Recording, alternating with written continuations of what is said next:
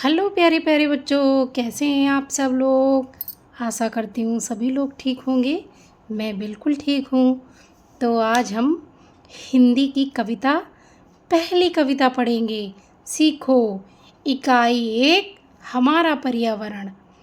तो ये क्या है? आनंदमयी कविता है। चलो पढ़ते हैं।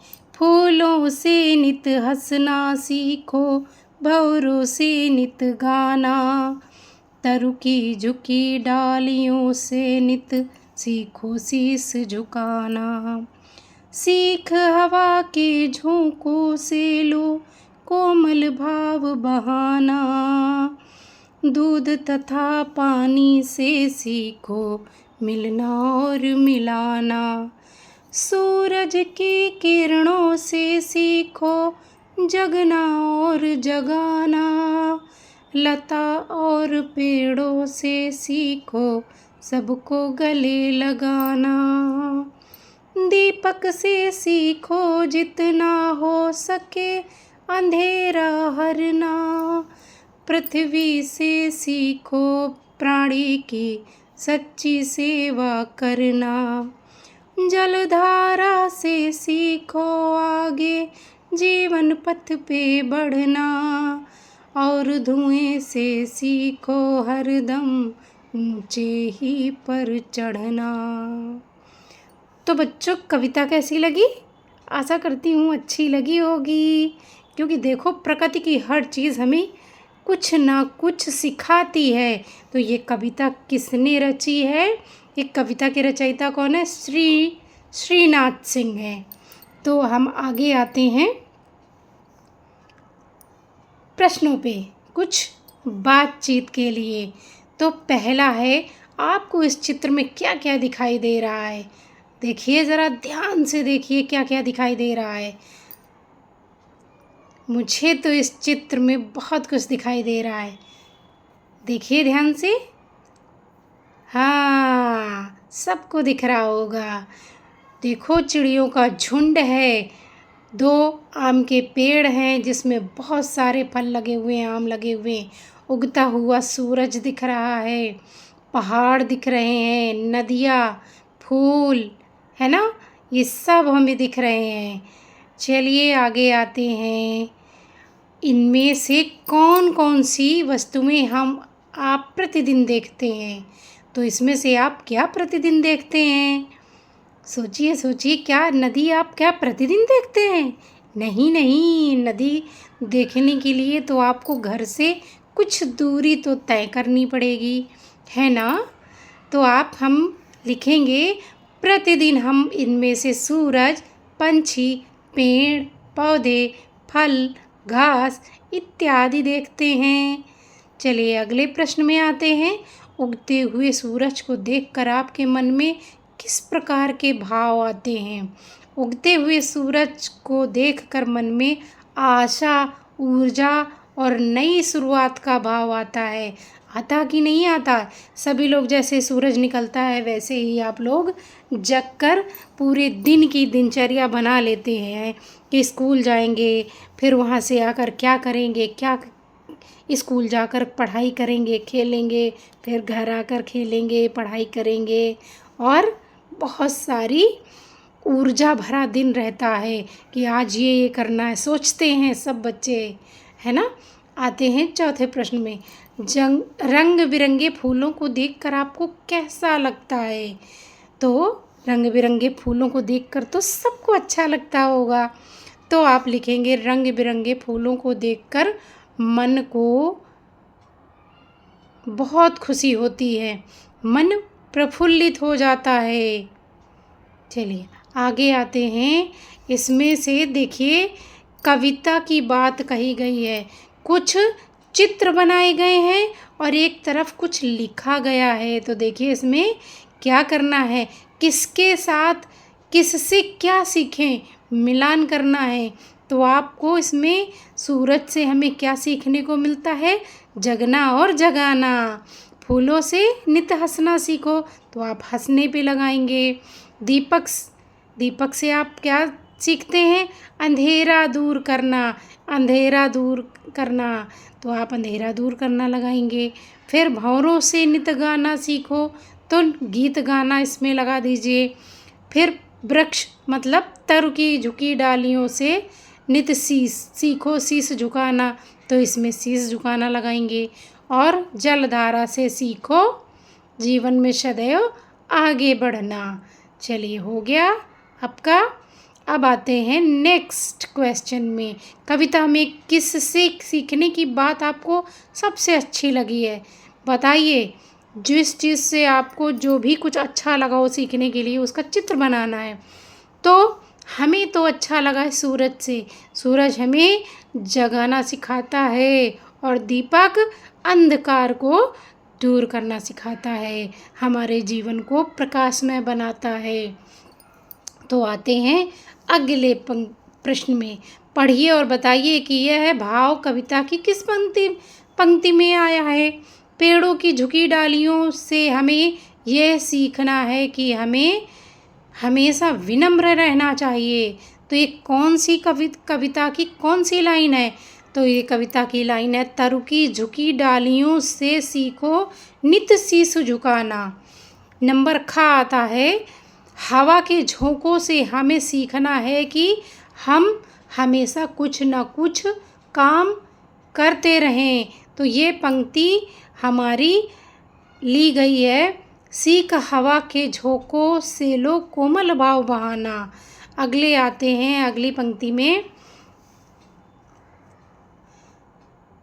नदी लहर से हमें सीखना है कि जीवन आगे बढ़ने का नाम है और हमें आगे बढ़ते रहना चाहिए। तो ये पंक्ति हमें कहाँ से मिली है, जलधारा से सीखो आगे जीवन पथ पे बढ़ना। ठीक है, आगे आते हैं। अब आते हैं सूरज से जगना और जगाना सीखने की बात कही गई है। हम सूरज से और क्या क्या सीख सकते हैं, कोई दो बातें लिखिए। आप सोचिए क्या क्या सीख सकते हैं, है ना। एक तो सूरज अपने समय पर निकलता है और समय पर ही डूबता है, तो इसलिए हम कह सकते हैं कि समय की पाबंदी हमें सिखाता है, समय का पाबंद होना सिखाता है। और सूरज निरंतर चलता रहता है, निरंतर अपना का मतलब सुबह से शाम होती है तो निरंतर धूप देता है, छाया देता है, निरंतर अपने कार्य में लगा रहता है। तो आप लिख सकते हैं निरंतर कार्य करना। चलिए आगे आते हैं। लता और पेड़ों से एक दूसरे के साथ प्रेम और सद्भाव की बात सीखने के लिए कहा गया है। इनमें से हम और क्या क्या सीख सकते हैं, कोई दो बातें बताइए या लिखिए। तो चलिए हम इसमें लिख सकते हैं, एकता और सहयोग की बात कही गई है। दूसरा है दूसरों की सहायता करना। ठीक, आते हैं तीसरे नंबर पर, हम सभी में कोई ना कोई तो विशेषता अवश्य होती है। आप अपने सहपाठी से कौन सी बात सीखना चाहते हैं बताइए। आप खुद सोचिए आपके सहपाठी में क्या गुण है। मैंने तो लिख दिया है कि मैं अपने सहपाठी से उसकी कोई अच्छी आदत या विशेष सीखना चाहूँगा, जैसे कि उसकी ईमानदारी, समय का पाबंद होना या बड़ों का सम्मान करना। जो भी आपका सहपाठी में अच्छाई हो वो आप सीख सकते हैं। चलिए आगे आते हैं। भाषा की बात, शब्द और अर्थ। तरु का अर्थ होता है पेड़, शीश का अर्थ होता है सिर और पृथ्वी का अर्थ होता है धरती।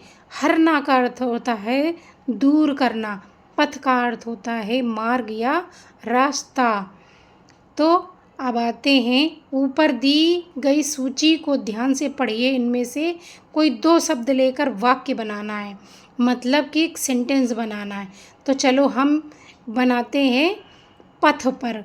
तो पथ, सत्य के पथ पर चलना चाहिए। वाक्य प्रयोग का मतलब होता है आप उस जो शब्द ले रहे हैं वो आपके सेंटेंस में वो शब्द आना चाहिए। तो हमने सत्य के पथ पर चलना चाहिए क्योंकि हमने पथ शब्द लिया है इसलिए। अब दूसरा लेते हैं पृथ्वी। तो पृथ्वी पर जीवन संभव है। ठीक है, अब आगे आते हैं दूसरे प्रश्न में। दूसरा प्रश्न है आपका, दूध और पानी से सीखो मिलना और मिलाना।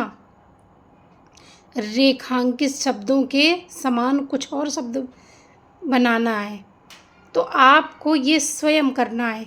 एक बार देखिए अपनी कविता में, ये आप स्वयं, और मुझे पता है आप लोग सब होशियार हो, कर सकते हो, बहुत अच्छे बच्चे हैं पढ़ने में। ठीक है, आगे आते हैं। सा और पा वर्ण से प्रारंभ होने वाले शब्दों को कविता से खोज कर लिखना है। ठीक है, तो मैं यहाँ पर सा के शब्द मैं लिखूँगी और पा के शब्द आप लिखेंगे, और मेरे कमेंट बॉक्स में ज़रूर बताएंगे। जितने प्रश्नों के उत्तर मैंने नहीं दिए हैं वो आप मुझे बताएंगे। ठीक है, बच्चों से भी सीख मिलती है और हम बच्चों से भी सीखते हैं, तो आप लोग जल्दी जल्दी से मेरे कमेंट बॉक्स में ज़रूर बताइएगा कि आपने क्या लिखा है। ठीक है, चलिए आते हैं, हम देखते हैं। जैसे हमने लिखा, कविता से छांटकर सूरज सबको सच्ची सीख। ठीक, अब आप पानी के आप लिखेंगे। आगे आते हैं, तालिका आ तथा बा में दिए गए शब्दों का उच्चारण और इनमें से अंतर पहचानना है। हम आते हैं तालिका आ, पड़ा। पड़ा का मतलब होता है पड़ा हुआ, लेटा हुआ। ठीक, और तालिका बा में लिखा पढ़ा। पढ़ा का मतलब पढ़ना, हमने पढ़ा उसे। ठीक, बड़ा, बड़ा का मतलब होता है बड़ा होना, बिग। कोई चीज़ बड़ी होती है ना, तो उसे कहते हैं बड़ा। और बढ़ा, बढ़ा का मतलब होता है आगे बढ़ना। ठीक, बढ़ा हुआ। ठीक है, अड़ना, अड़ना माने होता है ज़िद करना या एक ही बात पर अड़े रहना। बढ़ना, बढ़ना का मतलब वृद्धि करना, बढ़ना। उड़ना, उड़ना का अर्थ होता है उड़ान करना, उड़ना, जैसे पंछी उड़ते हैं। पढ़ना, पढ़ना का पढ़ाई करना। कड़ाई, कड़ाई का होता है अनुशासन में रहना, कठोर रहना। और कढ़ाई का मतलब होता है जो आप लोग सुई धागे से कपड़ों में कढ़ाई करते हैं, उसे कढ़ाई कहते हैं। और लड़ाई, लड़ाई, लड़ाई का मतलब होता है झगड़ा करना। और चढ़ाई का मतलब होता है चढ़ना, किसी चीज़ में चढ़ना। आपको अंतर कहाँ खोजने हैं, ड़ा और ढ़ा में, बस, और कुछ नहीं है, बहुत सरल है। चलिए आगे आते हैं। बहुत सरल, बूझो तो जाने। चलिए आते हैं। एक फूल एक फल है भाई, दोनों मिलकर बनी मिठाई। बताओ बताओ, सोचो सोचो। सोचो। अरे भाई, गुलाब जामुन। गुलाब और जामुन, गुलाब फूल है, जामुन फल है, दोनों मिलकर मिठाई बना दिए। खाए हैं रसगुल्ले आपने? हाँ, वही बनता है। चलो दूसरा आते हैं। बिना बाल की पूँछ लिए वह भाग रहा है, सब सोते वह रात रात भर जाग रहा है। काट काट कर कागज कपड़े खुश होता है, और धरातल के नीचे घर में सोता है। बताइए, मुझे पक्का यकीन है कि आप इसका उत्तर पहचान गए हैं। अगर पहचान गए हैं तो मेरे कमेंट बॉक्स में आप ज़रूर बताइएगा। मुझे बहुत अच्छा लगेगा कि इसका उत्तर क्या होगा।